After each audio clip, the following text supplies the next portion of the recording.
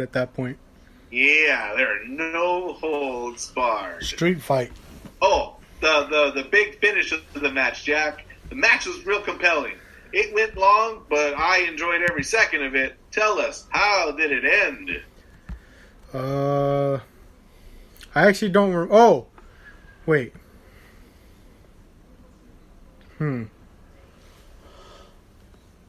Oh, she gets the chair. That's right. Mm-hmm. She gets the chair and locks in the bank statement. But, you think you're like, how would you lock in the bank statement with a chair? Like, oh, holding it this way. No, she sticks Bailey through the chair so that her neck is like in between the metal.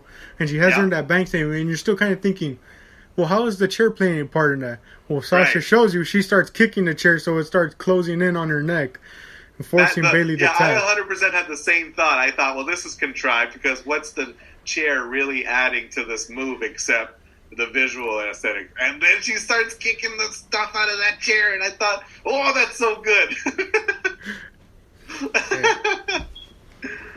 But, really glad that Banks walked out, Yeah. Gives us now a time for refreshing. Here's hoping, here's hoping Bailey isn't around for a while, selling them injuries. I hate for her to show up on Friday with like a neck brace and a Band-Aid. Yeah. She can go and relax and quarantine or something. Who do you think challenges Sasha next? Pick a name. Not like Royal Rumble. Yeah. WrestleMania. I'm talking, Well, Survivor Series, she's probably going to face Asuka. You think so? If they do champion versus champion. For TLC, though, because, it's most likely TLC is going to be December pay-per-view. Mm-hmm. I'm trying to think. I'm also trying to think of who got drafted to SmackDown.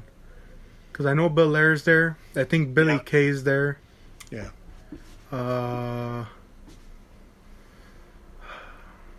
Oh, here's another question. Who does she face at Crown Jewel? See, I have my reservations about their Saudi deal. I won't say much into that, but I will say, to be blunt, the good thing that came out of quarantine was WWE not being able to do their Saudi shows. A blessing in the ugliest of disguises. But, oh man, I really can't think of who I would want to challenge her next. Alexa Bliss, is she on Raw? Yeah, she got moved to Raw with The Fiend. Oh, shucks. Yeah, because that's going to be tough. Because right now it seems like Raw has somewhat the better division. Because, it certainly has the bigger division. Yeah, they definitely have more. Because, the only three people other than Banks and Bailey that I can name on the SmackDown women's roster are...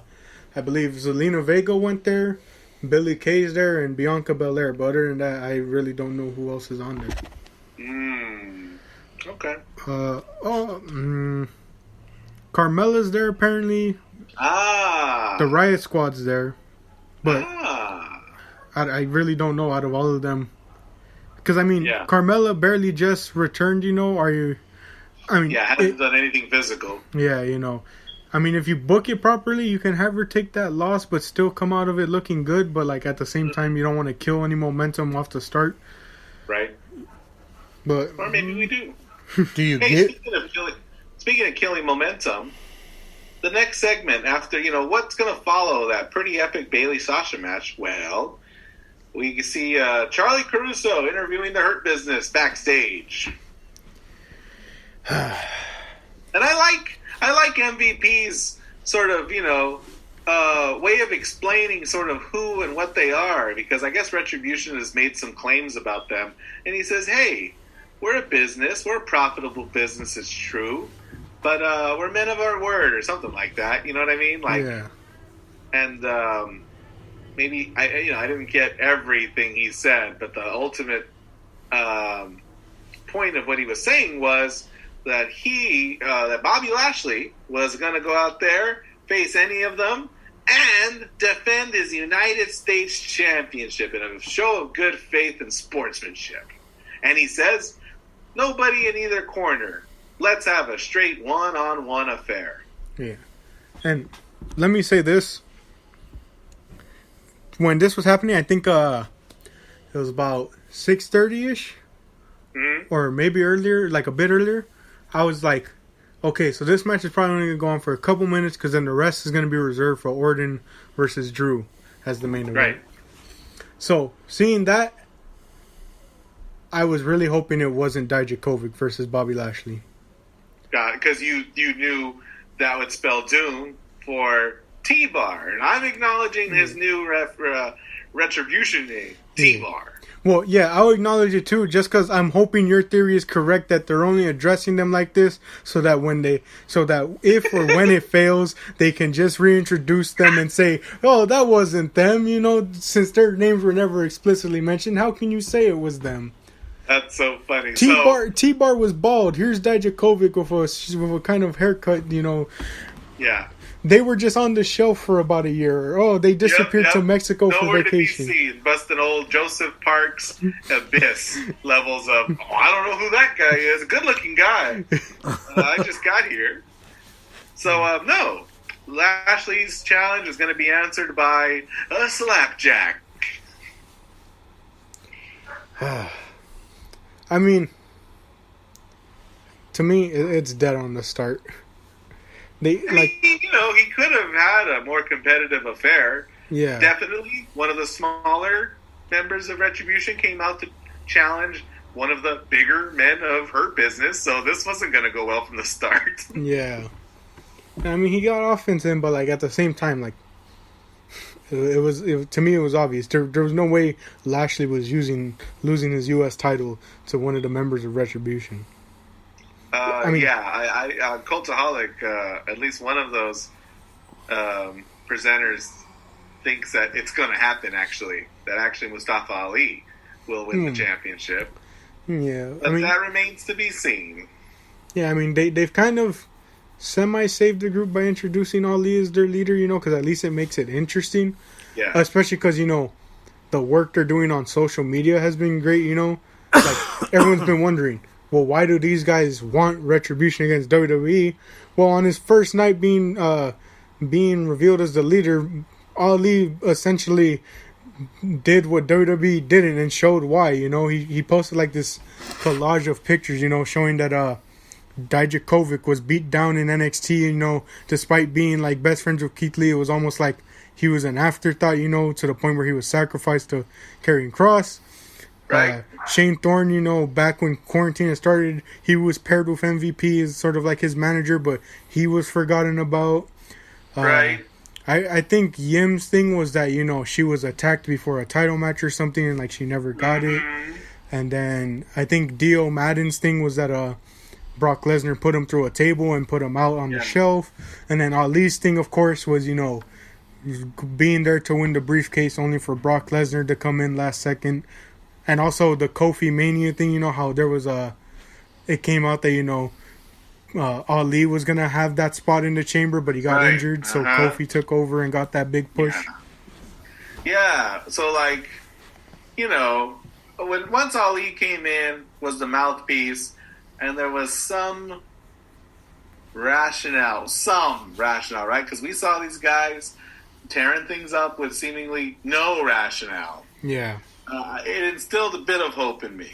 And their Twitter game was, something to behold and enjoy. And I'll tell you what, when you look back at history with your Black Jack Mulligans and your Billy Jack Haynes, I don't know if Slapjack's that stupid of a name. Yeah. And you mentioned their social media game. You know how I brought up one time about what T-Bar had said to Eric Bischoff, Yeah. He had an even greater one because he goes, I found out that this was all said on his podcast. The good thing is no one will ever hear it because it's on his podcast. Oh! Pops, my favorite burn on Twitter, I forget which, I think it was Slapjack, because, what's his name? Brian, one who does all the, rating stuff. Oh, Brian Alvarez? Alvarez. He posts like he does every week because, we're all obnoxious and we need to know. It said NXT, 600,000 viewers. And it said AEW, 700 or 800,000 viewers. And then Slapjack responds and says, Slapjack, 1.7 million viewers. Burn!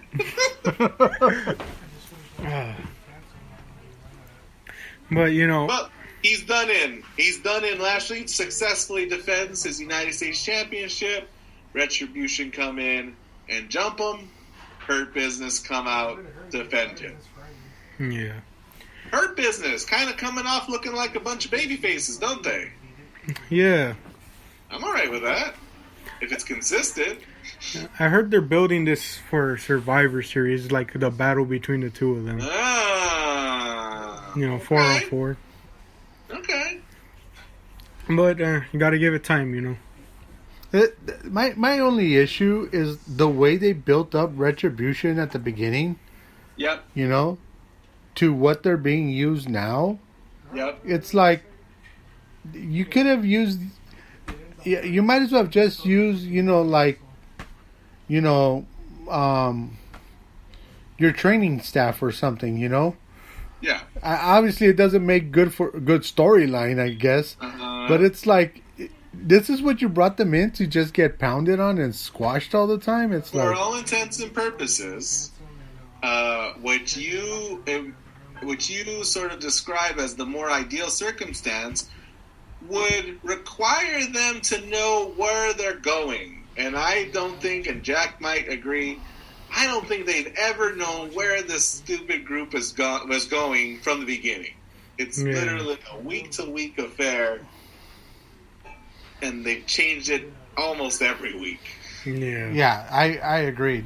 It's like something that they're not really sure what to do with. They created something, it's taken a bit of a mind of its own and everything, but they just don't know what to do with it now, you know? You know, the WWE has a spotty track record of starting ideas that they don't see, like, long-term plans for. Yeah. And, you know, it's easier and easier to kind of see that now as even a passive viewer. Hey, this just in. Raw Underground is canceled. Yeah. I mean... After about 2 months. Yeah, I mean, I know the pain of stop-start booking. Just look at what happens to a majority of NXT call-ups. Ooh. Hey, let's call up this guy. Oh, what plans do we have for him? We don't know. We just want him on the main roster now. Yeah. I mean, that's not to say that every call-up's been a failure, but, you know, for the most part, we've, like, they're not failures, but, like, we've just seen so many times. Someone gets called up or someone new gets brought in. They're, like, hot for, like, a couple weeks, but then it's like they didn't have any long-term plans for him, so... What's happened? You know, the more likely case is the old man. He sours on a guy real quick, maybe quicker than he used to. You know, he brings somebody up he's excited about. Things don't click right away, and the guy's got a trigger happy finger, and he's like, "Forget it, never mind." Yeah, I'm not even gonna book Peyton Royce on Raw. Yeah, you know, well, there's a reason Ciampa and Gargano want to stay on NXT forever.